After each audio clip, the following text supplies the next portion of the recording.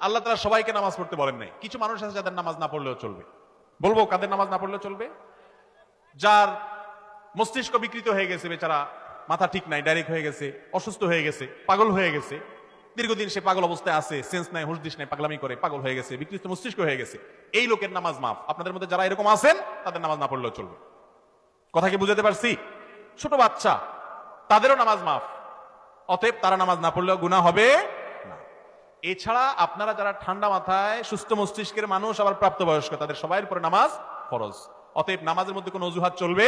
অনেক যুবকের নামাজের জন্য ডাকলে বলে কি, ভাই আমার আসলে কাপড়টা ঠিক নাই। এর কি ঠিক নাই? চিন্তা করেন, মুসলমান আবার কাপড় ঠিক না, পুরুষ মানুষ কাপড় বেঠিক হয়েছে কি কারণে? তোমার ভাই, তুমি পেশাবের পরে পানি ধোবা, বাথরুমের পরে পানি দিয়ে পরিষ্কার করবা, পাকসাফ হবে, আবার তাইলেই তো কাপড় পাকসাফ হয়ে গেল। কাপড় যদি পাকসাফ না থাকে, প্রয়োজনে কাপড় জোগাড় করবা, কিন্তু এই অজুহাতে নামাজ তরক করা জায়েজ নাই।